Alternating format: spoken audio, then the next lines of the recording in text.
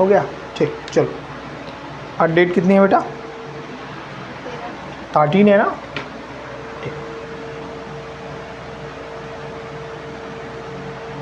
15 अगस्त भी आ रहा है। सब्जेक्ट कौन सा चल रहा है बेटा? केमिस्ट्री।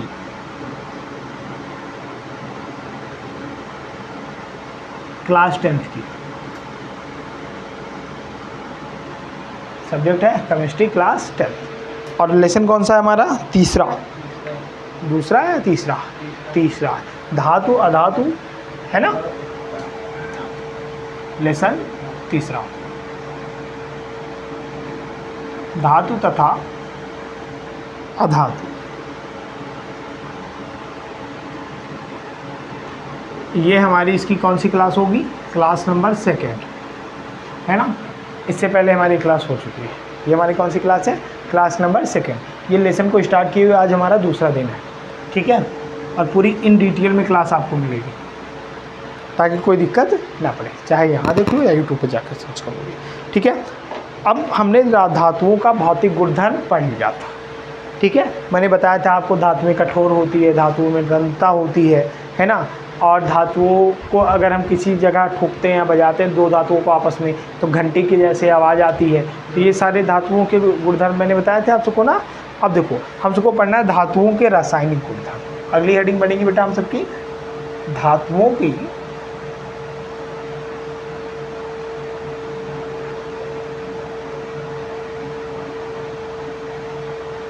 रासायनिक गुणधर्म। धातुओं की रासायनिक गुणधर्म इंग्लिश में कहते हैं केमिकल प्रॉपर्टीज।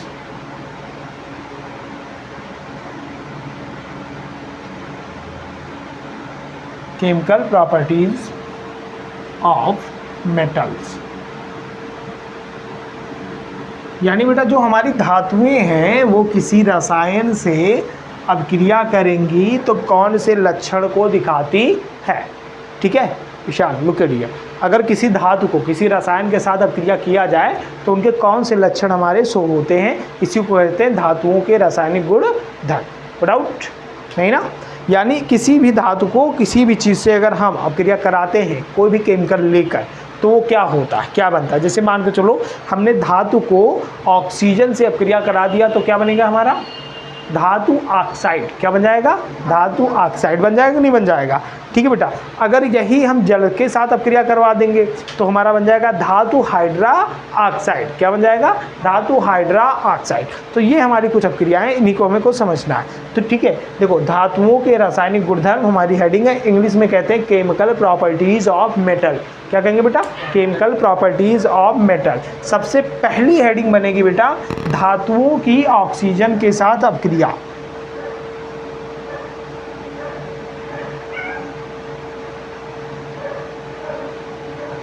धातुओं की ऑक्सीजन के साथ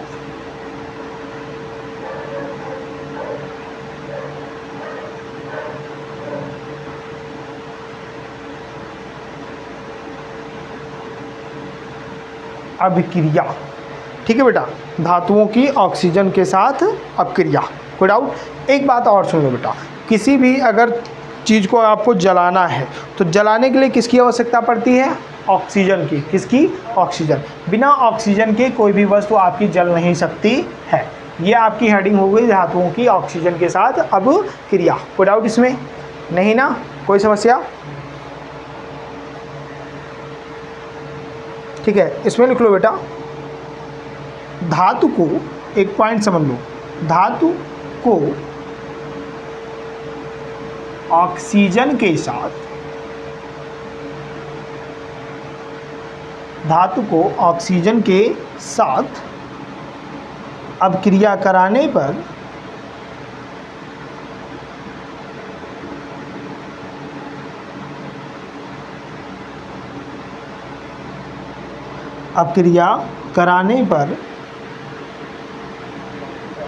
धातु ऑक्साइड का निर्माण होता है।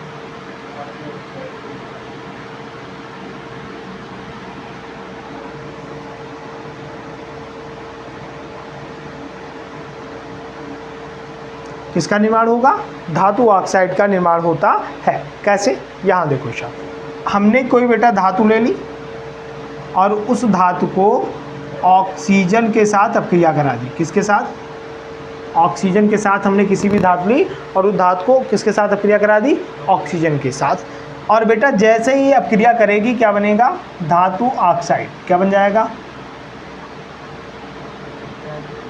धातु ऑक्साइड। क्या बन जाएगा हमारा? धातु ऑक्साइड। कोई डाउट यहाँ पर नहीं ना? यहाँ देखो बेटा, किसी भी धातु को ऑक्सीजन के साथ आप अपक्रिया कराओगे क्या बनेगा?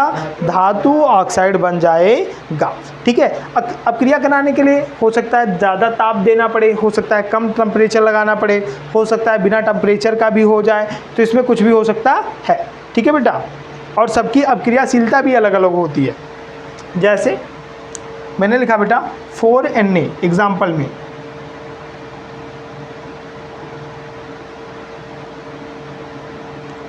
Plus O2, 4Na plus O2। अब इसको हमको आपस में अपक्रिया करानी है, तो ये तो हमारा Na धातु होगा, ये होगा सॉलिड, O2 हमारी गैस है। ठीक है बेटा, O2 हमारी क्या है? गैस है। O2 हमारी एक प्रकार की क्या होती है बेटा? गैस होती है। और Na हमारा क्या है? धातु है कि नहीं? सोडियम हमारा धातु है, ऑक्सीजन हमारी गैस है। और इन दोनों को अपक्रिया करवाओगे आपका बन जाएगा 2Na2O, यानी सोडियम ऑक्साइड। क्या बन गया बेटा? Sodium oxide. क्या बनेगा? Sodium oxide. इसका नाम क्या होगा? Sodium oxide. नाम क्या बनेगा? Sodium oxide. कोई डाउट नहीं ना?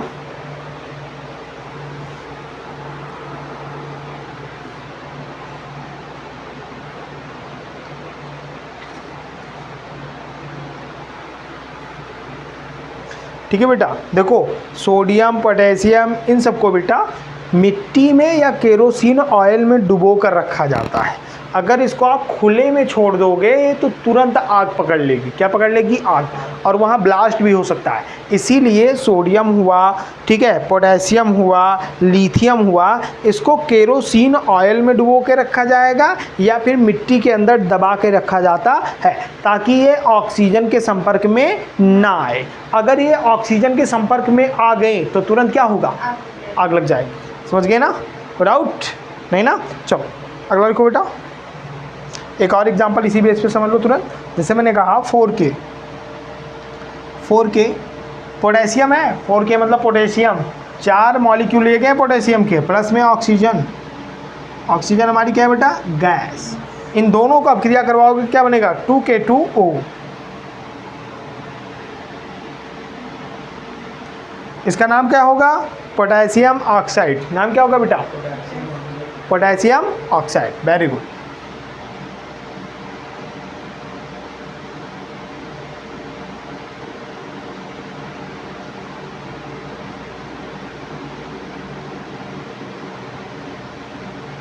नाम होगा पोटेशियम ऑक्साइड। कोई डाउट नहीं? लिख लो।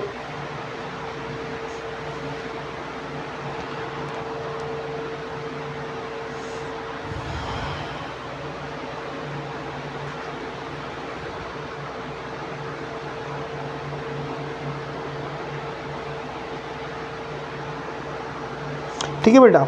इनको ये जितनी भी मैंने बताई हैं, इनको आपको नॉर्मल टेम्परेचर देना पड़ेगा गर्म करने के लिए।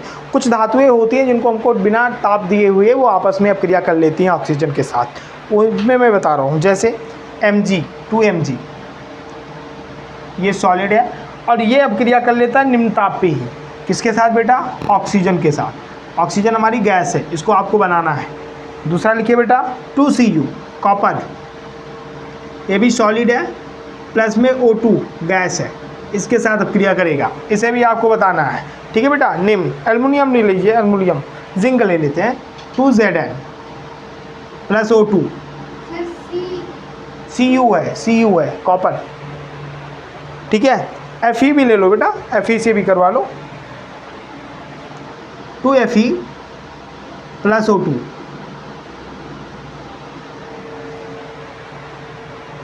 जल्दी बताओ क्या बनेगा? या फिर ऐसे भी लिख लो 3Fe 2O2। अब बनाओ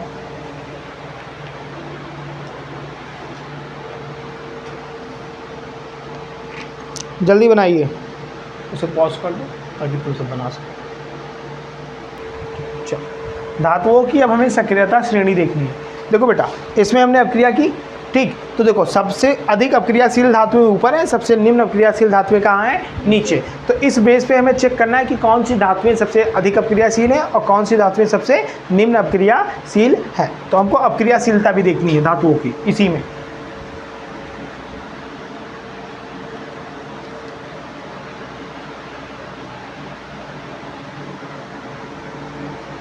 ठीक है, तो अपक्रियाशीलता हमको देखनी है कि कौन सी अपक्रियाशीलता है किसमें नहीं है, या सक्रियता श्रेणी भी कहते हैं। हम घटते हुए क्रम में बता रहे हैं बेटा। नहीं बता रहे, नोट सक्रियता घटते हुए क्रम में, सक्रियता घटते हुए क्रम में। हम सक्रियता बता रहे हैं घटते हुए क्रम में। देखो बेटा, सबसे ज़्यादा सक्रिय कौन होता है, पोटेशियम, फिर कौन होता है, सोडियम, फिर हमारा क्या आता है बेटा, मैग्नीज, मैग्नीज के बाद में क्या आता है बेटा, एल्युमिनियम, एल्युमिनियम के बाद में क्या होता है हमारा, जल्दी से बता दो, जिंक, एल्युमिनियम के बाद में क्या होता है, जिंक, और जिंक के बाद में जल्दी बताओ, आयरन, और आयरन के बाद में क्या होगा बेटा, कॉपर। ये हमारी सक्रियता श्रेणी है घटते हुए क्रम में, लिख लो, ऐसे लिख लीजिए, घटते हुए क्रम में। हमको पढ़ना है एनोडीकरण। एनोडीकरण एक अपक्रिया होती है बेटा, जो हमारा एल्युमिनियम होता है, एल्युमिनियम जानते हो कि नहीं, सबके घर पे एल्युमिनियम की बहुत सारी वो लगे होंगे, गेट लगे होंगे कि नहीं लगे होंगे, लगे हैं ना एल्युमिनियम के गेट लगे। ये नॉर्मल सक्रियता श्रेणी है, जो आपने लिख रखी है वो आगे है, कौन है, एल्युमिनियम का गेट ही नहीं पता है, सच में। कभी वो वाला देखो, नॉर्मल वाला है, ये ठीक है, ये एल्युमिनियम, समझ गए ना। तो जो एल्युमिनियम है बेटा, उसके ऊपर ऑक्सीजन की पतली परत चढ़ाई जाती है, समझ गए ना। एल्युमिनियम के ऊपर ऑक्सीजन की पतली क्या चढ़ाई जाती है, परत चढ़ाई जाती है, ठीक है। उसी को कहते हैं एनोडीकरण। क्या कहते हैं, एनोडीकरण। क्या करते हैं बेटा कि इस पे विद्युत इलेक्ट्रिसिटी प्रोवाइड, हाँ, इस पे क्या करते हैं, इलेक्ट्रिसिटी प्रोवाइड करते हैं, इलेक्ट्रिसिटी, और वातावरण में खुली ऑक्सीजन होती है, और उसके साथ में अपक्रिया करते ही ये क्या हो जाती है बेटा, बहुत सुंदर दिखने लगती है, ठीक है। और सुंदर के साथ साथ में इस पर एक परत चढ़ जाती है, ठीक है, या लगाया जाता है, एडिशनल समझ लो, जिसके वजह से इसमें संक्षारण नहीं होता। क्या नहीं होता, संक्षारण। संक्षारण का मतलब होता है बेटा इसमें कोई कमी नहीं आती। क्या नहीं आती, कमी, या इसमें कोई नुकसान नहीं होता है। पॉइंट समझ गए, ठीक है। इसी को कहते हैं एनोडीकरण। और हमको उसको पढ़ना है क्या, एनोडीकरण। ये समझ में आ गया, ये सक्रियता श्रेणी समझ में आई। ये सक्रियता श्रेणी है बेटा धातुओं की ऑक्सीजन के साथ अपक्रिया के आधार पर, ठीक है। वो सक्रियता श्रेणी हम जब पढ़ेंगे, जब हम धातुओं का निष्कासन पढ़ेंगे, तब हम पढ़ेंगे कि कौन सबसे अधिक सक्रिय धातु है, कौन मध्य है और कौन निम्न है। वो सक्रियता श्रेणी वहाँ है, ये सक्रियता श्रेणी। अगली हेडिंग डालिए बेटा, एनोडीकरण।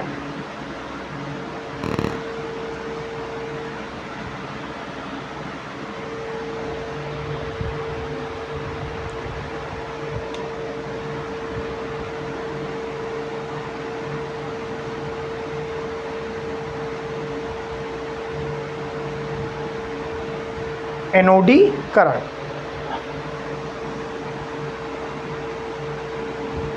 मैंने आपको अभी तुरंत समझाया जस्ट। देखो एनोडीकरण का मतलब क्या होता है, जो हमारा एल्युमिनियम होता है, एल्युमिनियम के ऊपर ऑक्सीजन की एक पतली फिल्म या परत चढ़ाई जाती है, उसी प्रक्रिया को हम एनोडीकरण कहते हैं।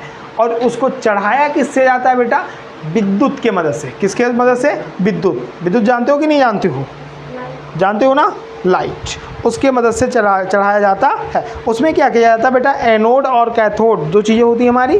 तो उस पर एनोड की जो वायर होती है उसको रख देते हैं और इलेक्ट्रिसिटी उसको प्रोवाइड की जाती है। तो हमारे वातावरण में ऑक्सीजन होता है, ऑक्सीजन उससे क्या हो जाता है, चिपक जाता है।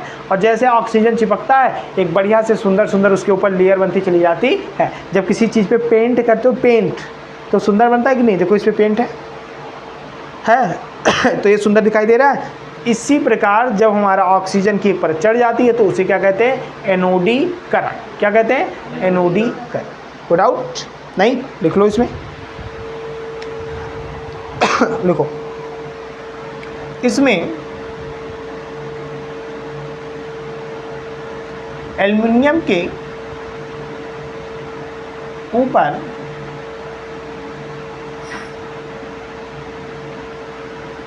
ऑक्सीजन एल्युमिनियम के ऊपर ऑक्साइड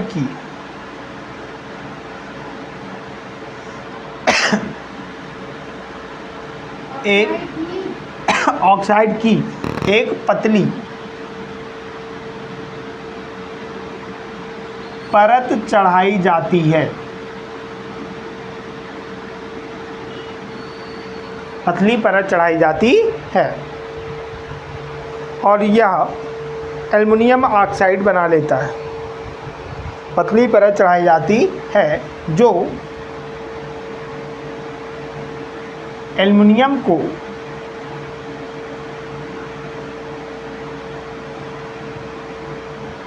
संक्षारण से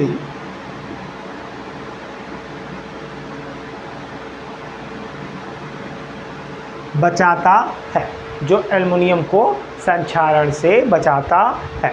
कोई डाउट नहीं ना?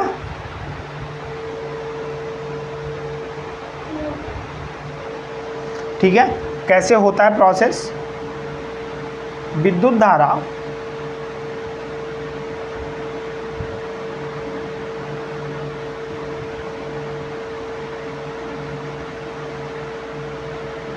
प्रवाहित की जाती है और एनोड पर ऑक्सीजन उपस्थित होता है। हाँ, और एनोड पर ऑक्सीजन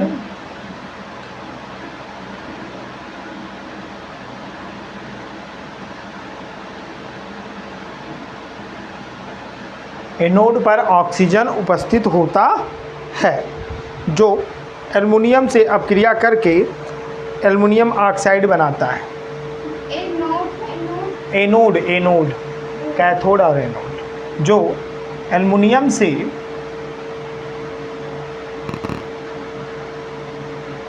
अपक्रिया करके,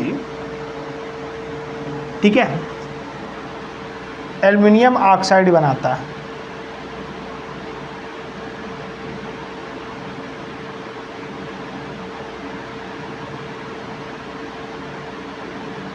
की बनाता है या एल्युमिनियम ऑक्साइड की एक मोटी परत बनाता है।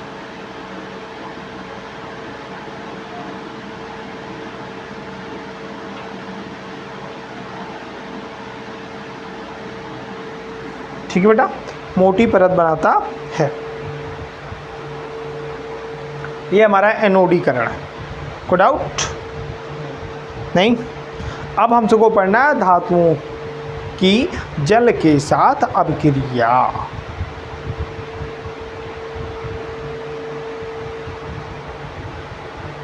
बेटा धातुओं को जब कभी भी जल के साथ अपक्रिया करवाया जाएगा तो क्या बनेगा हमारा? धातु हाइड्रा ऑक्साइड। धातु ऑक्साइड नहीं, क्योंकि हाइड्रोजन भी होता है जल में ना, तो इसीलिए बनाएगा धातु हाइड्रा ऑक्साइड। कोई डाउट नहीं? क्लियर हो गया? जल्दी कीजिए। और साथ में निकलेगी ऑक्सीजन गैस।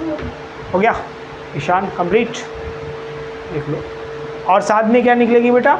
Oxygen gas. कोई डाउट नहीं? वेरी गुड, हो गया? ठीक, चल इरेज कर रहे हैं।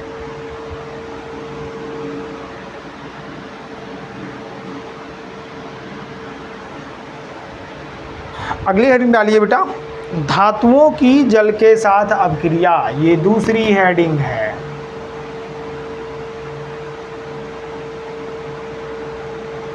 धातुओं की जल के साथ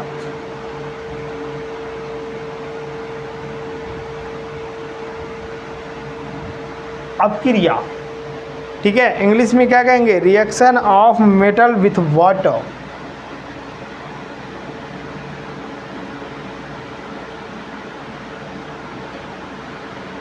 रिएक्शन ऑफ मेटल्स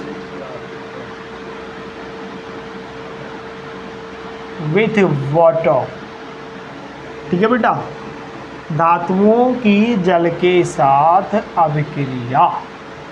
कोई डाउट नहीं ना? यहाँ लिखो धातु, देखो इसमें दो प्रकार के जल होंगे, ठंडा जल, गर्म जल, जल वाष्प, तीनों बताया देना हो, ठंडा जल, गर्म जल और जल वाष्प, ठीक है। अब यहाँ लिखो, जल वाष्प नहीं जानती, इतने दिन से खाना बनता है घर पे, खाना बनता है कि नहीं बनता है, कुकर है, कुकर में से सीटी निकलती है, आवाज़, उबलता हुआ पानी नहीं, उबलता हुआ भाप, भाप, उबलता हुआ भाप, जो भाप निकलता है पानी से बनकर वही जल वाष्प होता है, ठीक है बेटा। देखो इसमें लिखो देखो किसी भी धातु को अगर आप जल के साथ अपक्रिया करवाओगे तो आपका बनेगा धातु हाइड्रा ऑक्साइड, प्लस में निकलेगा हाइड्रोजन गैस। समझ गए ना? क्या बनेगा? धातु हाइड्रा ऑक्साइड और प्लस में निकलेगा हाइड्रोजन गैस। मैंने आपको ये पढ़ाया पहले पाठ में, याद है? भूल गए तुम सब? थोड़ा बहुत याद आ रहा है, थोड़ा थोड़ा ना, ज़्यादा नहीं, अभी पूरा याद आ जाएगा। देखो धातु को साथ में लिखते चलो,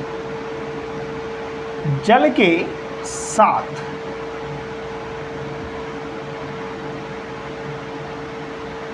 धातु को जल के साथ अपक्रिया करने पर या करने पर धातु हाइड्रा ऑक्साइड का निर्माण होता है।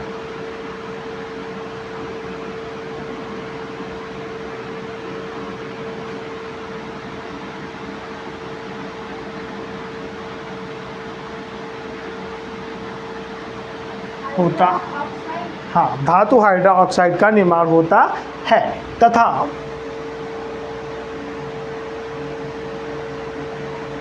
हाइड्रोजन गैस बाहर निकलती है।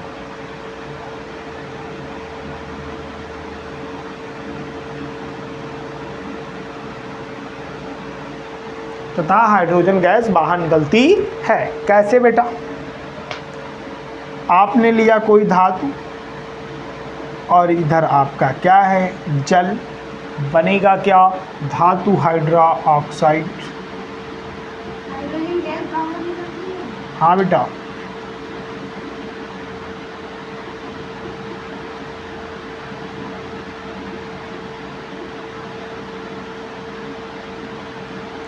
यही तो आपका बनके तैयार होगा। और ये अपक्रिया जो होती है बेटा 3 प्रकार में होती है। कितने प्रकार में? 3। एक तो ठंडे जल के साथ मैं लिखे दे रहा हूँ,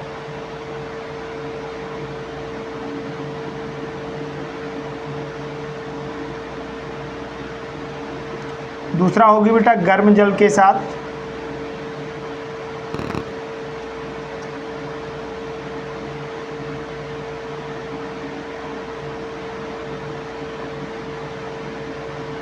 और तीसरा क्या होगी बेटा? वाष्प के साथ। वाष्प के साथ, कोई डाउट है ना? तो सबसे पहले हम ठंडे जल के साथ अपक्रिया कराते हैं।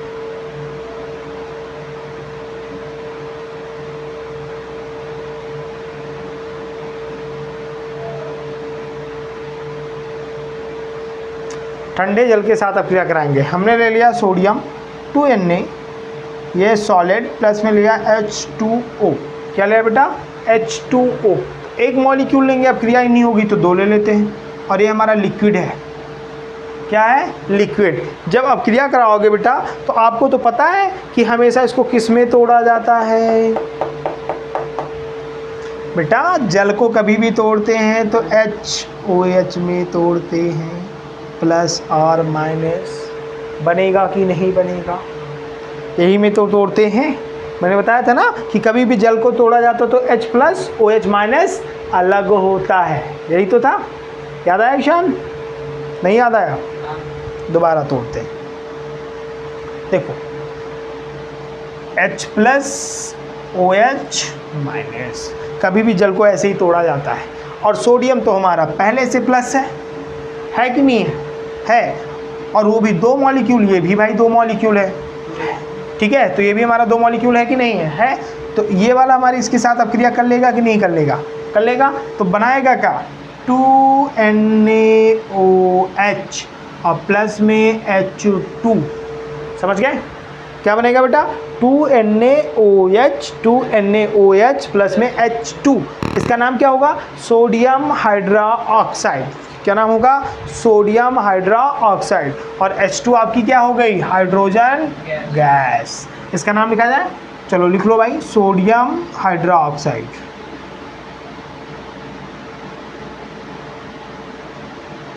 Sodium hydra oxide. कोई डाउट नहीं ना? एक मैं दे रहा हूं, आप करके दिखाइए।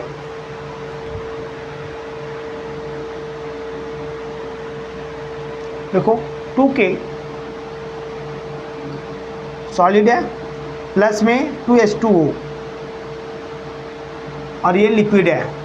एक और लिख लो बेटा, Ca प्लस 2H2O, ये हमारा क्या है? लिक्विड। करके दिखाइए जल्दी। और ये जितनी भी अपक्रिया होगी सब उष्मा क्षेपी अपक्रिया है, उष्मा शोषी अपक्रिया है।